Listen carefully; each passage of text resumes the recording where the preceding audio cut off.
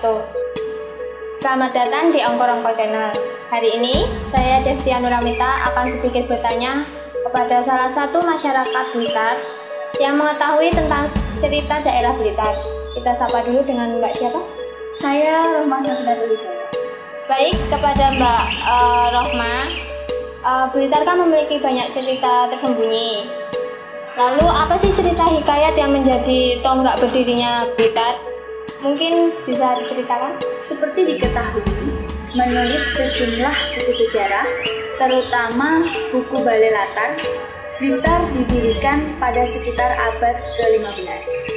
Nilaswarna atau Gusti Sudomo, anak dari Adipati Wilatikatuban, adalah orang kepercayaan kerajaan Majapahit yang diyakini sebagai tokoh yang babat alas.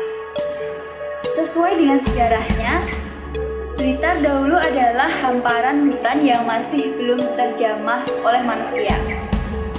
Nilaswarna ketika itu mengemban tugas dari Majapahit untuk menumpas pasukan Tatar yang bersembunyi di dalam hutan selatan atau daerah Blitar dan sekitarnya. Sebab bala tentara Tatar itu telah melakukan sejumlah pemberontakan yang dapat mengancam eksistensi kerajaan Majapahit. Singkat cerita, Nilaswarna pun telah berhasil menunaikan tugasnya dengan baik dan bala tentara pasukan Tatar yang bersembunyi di hutan selatan dapat dikalahkan.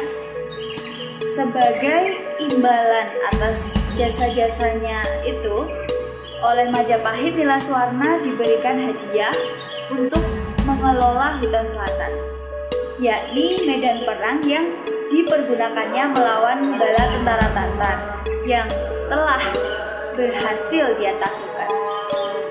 Lebih daripada itu, Nilaswarna kemudian juga dianugerahi gelar Adipati Arya Blitar I dengan daerah kekuasaan di hutan selatan.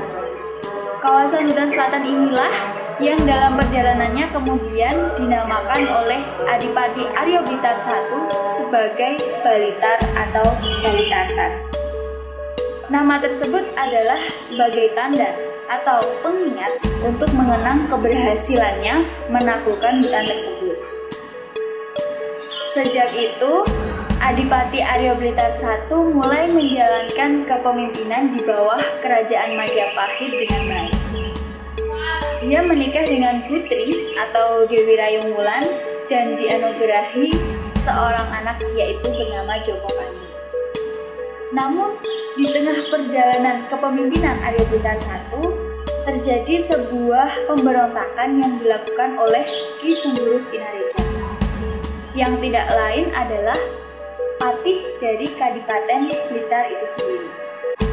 Ki Sengguruh pun berhasil merebut kekuasaan dari tangan Adipati Arya Blitar I yang dalam pertempurannya dengan Sengguruh dikabarkan tewas. Selanjutnya, Sengguruh memimpin Kadipaten Blitar dengan gelar Adipati Arya Blitar II. Selain itu, dia juga bermaksud menikahi Dewi Rayung Wulan. Mengetahui bahwa ayah kandungnya, Adipati Arya Blitar I, dibunuh oleh Sengguruh, Joko Kandung pun membuat perhitungan. Dia kemudian melaksanakan pemberontakan atas Arya Blitar II dan berhasil. Joko Kandung kemudian dianugerahi gelar Adipati Arya Blitar III. Namun, sayangnya dalam sejarah tercatat bahwa Joko Kandung tidak pernah mau menerima tahta itu. Kendati secara de facto, dia tetap memimpin warga Kadipaten Blitar. Ternyata panjang sekali ya ceritanya.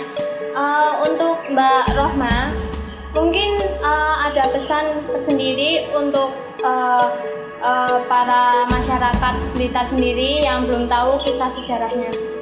Ya, mungkin peranan upaya dalam pendidikan usia dini paling tidak dikenalkan dengan kearifan lokal.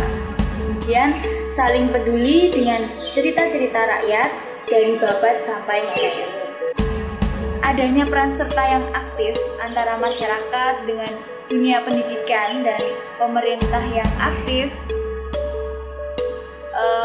untuk dalam melakukan publikasi seperti halnya kegiatan-kegiatan Ongko-Rongko yang selalu memiliki misi memperkenalkan cerita sejarah yang berbudaya.